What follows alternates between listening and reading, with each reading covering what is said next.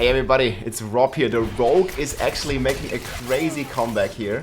There is a video of the top Rogue player here. Name is Slot. I'm gonna link the full video in the description. And he is actually decimating 124 here on the double dipping victimized Rogue. And he doesn't have damage numbers sadly, but these monsters, they have insane amount of HP. And he is making it look like a cakewalk in the 124. And actually the gameplay is pretty smooth. He's also playing, I think, about 80,000 life on his Rogue. We're gonna have the planner that he did on Mobalytics, also in the description. And yeah, you guys can see he's using the Heartseeker double dipping victimized Rogue, which basically has all their multiplayers square rooted, just like with the Holy Bolt Elixir. And it seems to be a reoccurring thing in the season. And this guy is just completely crushing it though. This is like an AoE build, like very comfortable to play, and he seems insanely tanky. But yeah, this is like how all the high tiers of the pit at the moment look like. Everybody is like using some sort of like, you know, math error or some Holy Bolt Elixir and some stuff. I don't know which elixir this guy here is using. Not using Holy Bolt, probably he's using that. But look at that damage, man. This is 124. These guys are no joke. That's insane. Yeah, what the fuck are those damage numbers, man? Pew! You don't really see any damage numbers, but he's already like casually like just tripling the timer here. And it looks like he has a lot more potential to go up even further. And this is all based around the victimized procs that he is constantly procking, which basically have all the damage, or not all, but a lot of damage multipliers square rooted. So I don't know, if you're getting like a double damage, it's basically 2, and then you're getting another 2 on the victimized proc. So you're essentially dealing 4 extra damage with just a double multiplier. And this is like the case for a lot of things, like resulting into like, you know, multiple times the damage that it should be doing. But it's going pretty crazy. Yeah, you can use 2 elixirs at the same time. You need to use the elixir of anti-venom, which you only get from a quest. I'm gonna have a video that I can link as well. I'm gonna put it in the description, but it's right here, the elixir. Yeah, elixir. As he's going through this tier. I mean, he makes it looks pretty easy. Like he's like dazing all these enemies. They can't even attack him, and he has like big AoE damage. And this looks like one of the most comfortable builds because it's not relying on the RNG procs or on procs of the Holy Bolt Elixir that you would need in other builds that make use of this double dipping mechanic. And they've been like very harsh with like fixing these. Like we have had the Shred Druid in the past double dipping. We had Berserk Ripping double dipping. There seems to be actually some crazy stuff going on in the Bleed buff that we're gonna make a separate video about. But it's basically always this like damage that is square rooted. You can see it here. It's a 35 Barbarian. And there actually is a Barbarian build that is in the 139s here, also doing some similar mechanic with double dipping. And also like scaling bleeds again. But yeah, this Rogue is just crushing it. It's a story for another video, that's for sure. What is double dipping? So it basically means that certain multipliers are applied twice. It's like a bug in the damage formula where, you know, the damage instance is applied once to your original damage. And I'll show you this. This is the planner that he linked here. And this is like the main thing that's causing this. Victimize. So you guys can see here, it's dealing a % damage based on the damage that you already dealt. So dealing direct damage to a vulnerable target has a 50% chance to cause an explosion, dealing 40% of the original damage. And you can scale this one with vulnerable damage. So basically, once the damage is applied to your OG hit, the multiplier, and then the multiplier is applied again to the % base of that damage that already has the multiplier, essentially allowing the multiplier to work twice. That is the double dipping. And that's what this Rogue here is using to deal insane amounts of damage that otherwise would not be possible, of course. But then again, that's like every high tier there is at the moment.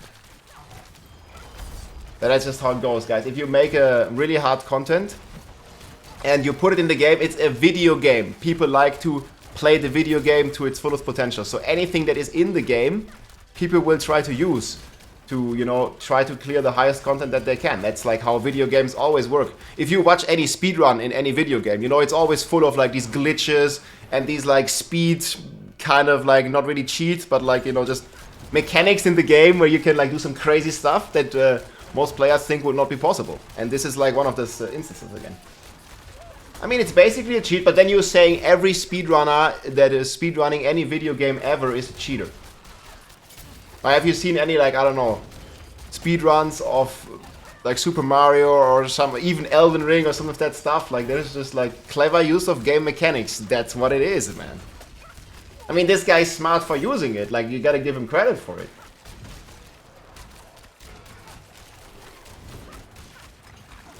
Sometimes there's good. Yeah, there's different categories. I know. But there's not here, guys. In the video game, the leaderboard, again, there's no leaderboard. But even in the pit, it doesn't distinguish, man. If you're using glitches or not, it's all in there. It's what everybody's using, yeah. I mean, this Victimized Rogue is a pretty cool build. Like, don't you think this is, like, a lot of fun to play? Like, it looks pretty cool. Obviously, it's pretty broken in comparison to anything else you can do on the Rogue. Because people were actually thinking the Rogue is kind of weak.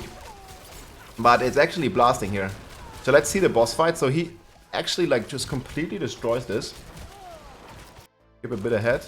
So now he's fighting the boss. And you can see here right away when he's going to the boss, like he has insane amounts of stagger. Look at that stagger bar moving up places. Boom, the boss is staggered. And again, guys, this boss has billions and billions of life. He doesn't have the damage numbers active here. But the damage is in fact incredible. Look at this. Like he already probably did the 10 billion damage in like a few seconds to this boss. The max pit level is 200. No one's close. The highest is a Chinese Barbarian team at 139 right now. Which is also using this double dip mechanics that this rogue is. I mean, separately, but like it's scaling bleed damage basically. Which is also double dipping. Crazy DPS. Again, this boss probably have like close to like 80 billion life or something. So you see this guy is doing like billions of DPS.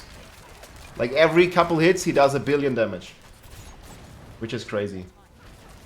Yeah, this is actually like somewhat medium ranged melee rogue, but it's using a bow. And that's pretty cool because historically we only really had twisting blades. Twisting blades actually had the same kind of thing where it was double dipping multipliers with the poison imbuement on the weapon. And Lilith only has like 2 billion life. This guy is literally like almost a 50x Lilith health. He's killing an Uber Lilith like every couple seconds. That's crazy. But yeah, he's just like fighting this guy. And I'm guessing he's taking it down. I mean, the boss fight still takes long. But he actually still has quite some time left here as he's gonna clear it. It's actually wild. Like 3 minutes left. So this guy, again, 124. And definitely a potential to go even higher. The double dipping is usually caused by an error in the code. Where the like certain multipliers are just applied twice in their damage, in their final damage calculation. And this has been, again, historically, we had Shred Druid double dipping with Blurred Beast. We had Bleed Barb double dipping, and it's still doing it with Berserk Ripping.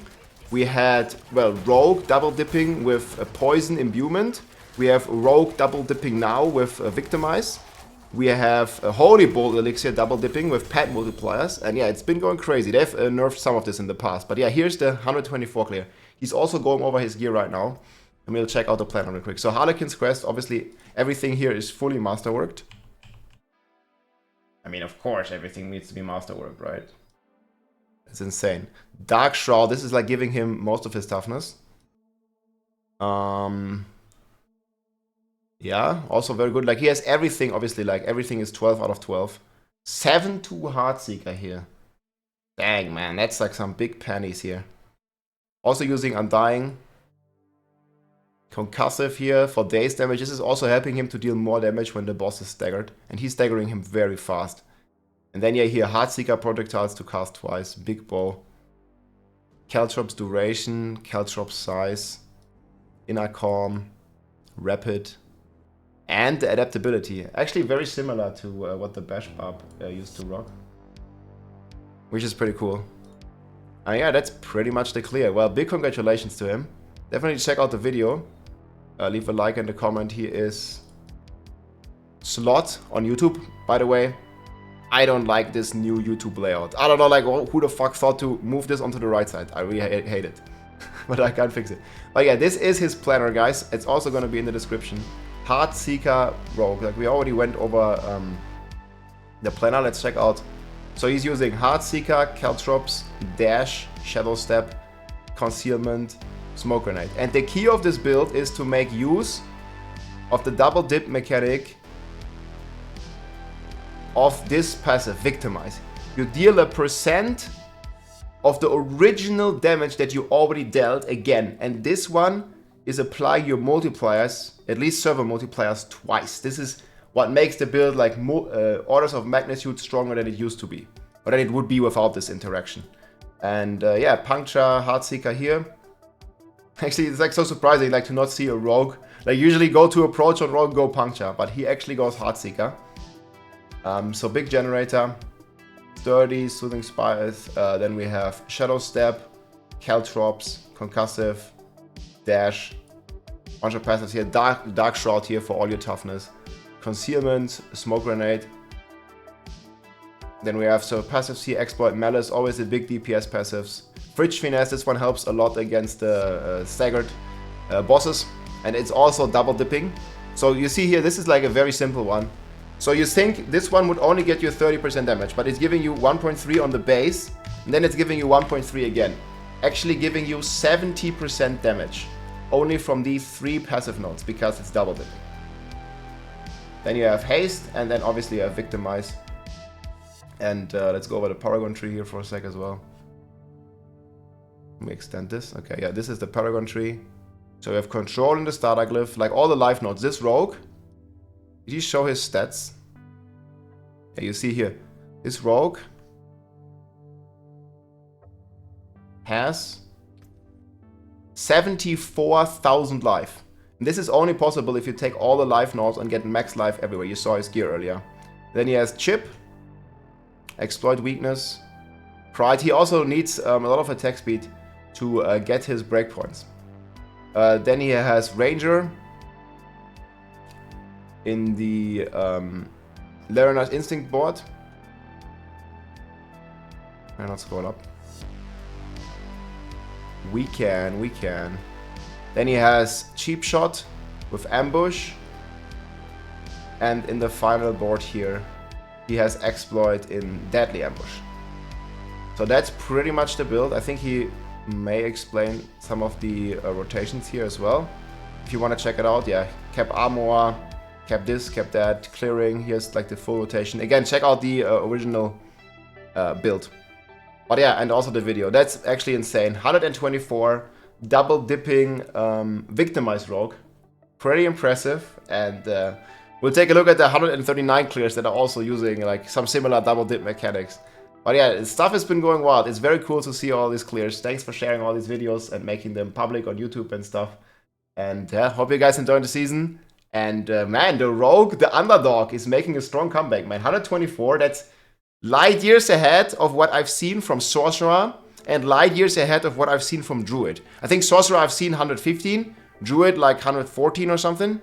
And then obviously like the Barb is in the 130s, the Necro is in the 130s. And the Rogue might actually catch up to those classes.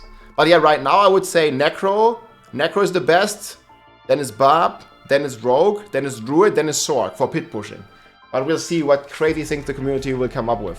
Very cool to see these clears. I hope you enjoyed the video. I'll see you soon. GG. If you liked this video, make sure to subscribe, leave a like or a comment. I'm also live on Twitch almost every day, so come and say hi.